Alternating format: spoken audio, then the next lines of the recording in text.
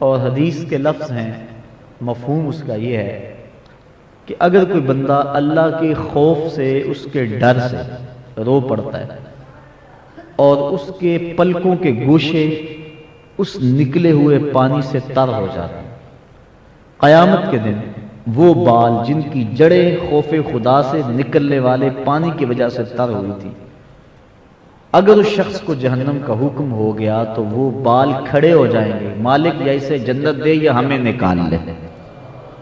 اور اللہ تو کریم ہے، وہ بالوں کو تو نہیں نکالے گا، وہ ان بالوں کی سفارش پر جن کی جڑوں کو خوف خدا سے نکلنے والے پانی نے تر کیا، اس گناہگار کو جنت عطا فرما دے گا۔ کتنا کریم ہے وہ مالک، کتنا رحم کرنے والا ہے وہ مالک اپنے بندوں پہ۔ ہم ہی بد نصیب ٹھہرے کہ اس کی چوکھٹ پہ حاضر نہ ہوئے، آتے تو صحیح، دامن پھیلاتے تو صحیح، صدا لگاتے تو صحیح، اس کی رحمت کو آواز تو دیتے۔ ہمارے دامن جتنے مرضی لتھڑے ہوئے تھے، ہم ان گندے دامن لے کر، گناہوں سے بھرے ہوئے اپنے دامن لے کر آ جاتے۔ یہ بادشاہ کا در تو نہیں تھا کہ گندے مندے کو اندر نہ آنے دیا جائے، کہ یہ گندا ہے اس کو دہلیز سے باہر رہنے دیا جائے، نہیں، یہ مالک کا در ہے۔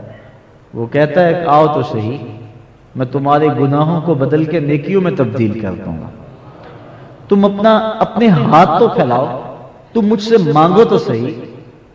ایک بندہ مسجد نبوی کے ایک کونے میں بیٹھ کے دعا مانگ رہا ہے، لفظ کیا ہے سنیے ذرا، اس کی توقع اور اس کی محبت دیکھیے۔ اللہم انی اسألک بأنک انت اللہ لا الہ الا انت احد الصمد الذی لم یلد ولم یولد ولم یکن لہ کفوا احد۔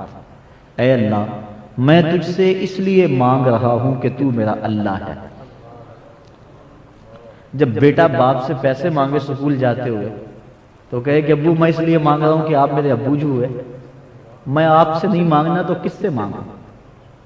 میں نے ہمسایوں سے جا کر تو نہیں مانگنے، آپ میرے ابو لگتے ہیں، آپ نے میری ضروریات کو پورا کرنا ہے۔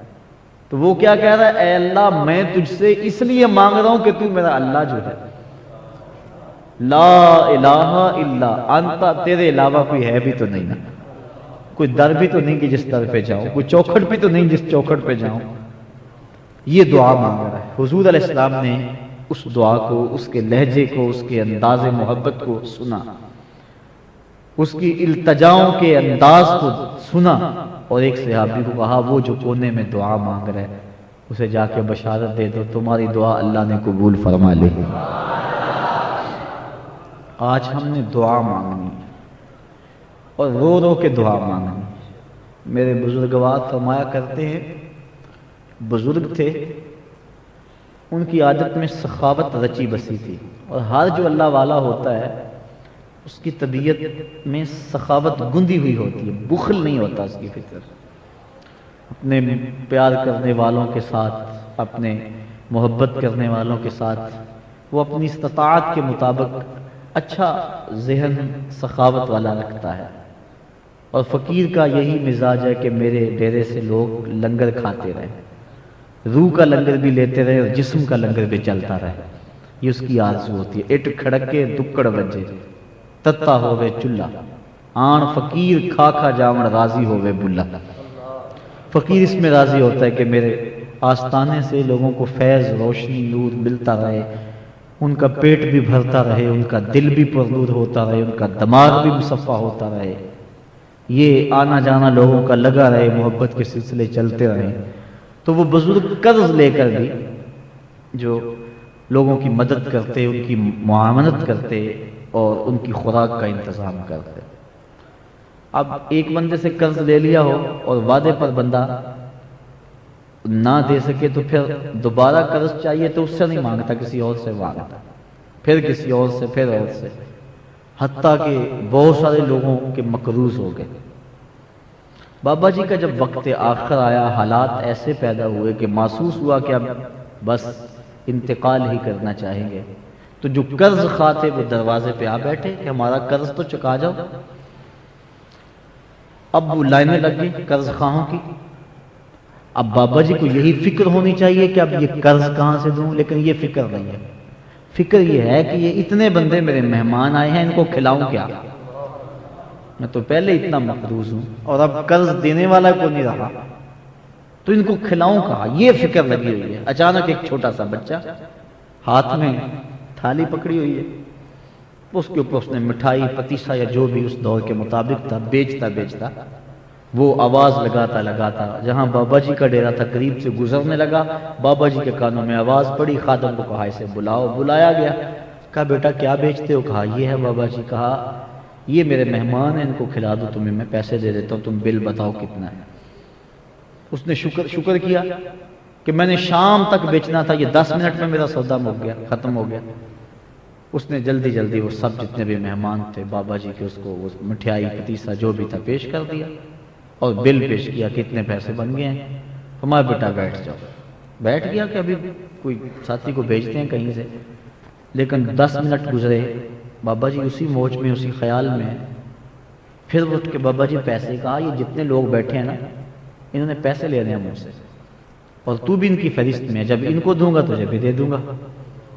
جب بچے نے یہ سمجھا تو بچے نے رونا شروع کر دیا، کہنے لگا مجھے تو پیسے چاہیے، میرے گھر کا چولہا تو اسی کمائی سے جلتا ہے، میری بیوہ ماں مجھے یہی پتیسا بنا کے دیتی اور میں اس کو بیچتا ہوں گلیوں اور بازاروں میں، اور شام کو ہمارے گھر ہنڈیا اسی سے پکتی ہے، اور آپ مجھے ان کے ساتھ نتھی کر رہے ہیں، یہ سیٹ لوگ ہوں گے، یہ 2 دن بھی بیٹھ کر کوئی بات نہیں، مجھے تو اپنے گھر کے لیے اپنی خوراک کے لیے پیسے چاہیے۔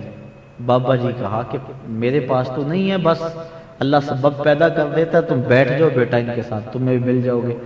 بچے نے رونا شروع کر دیا۔ جب بچہ رویا تو ایک شخص تھیلیاں اشرفیوں کی اٹھائے ہوئے بابا جی کے پاس آیا، کہا حضور یہ نظر ہے، نذرانہ ہے، قبول کیجئے۔ بزرگوں نے اس بچے کو بھی اور جتنے بھی قرض خواہ سب کے قرضے نپٹا دیے۔ تو جو لوگ قرض خواہ تھے جب انہوں نے قرضے وصول کیے تو انہوں نے کہا کہ ہم صبح کے بیٹھے ہوئے تھے اور کوئی سبب نہیں لگا، یہ بچہ 10 منٹ 15 منٹ ہو گئے ہیں تو ابھی سبب پیدا ہو گیا۔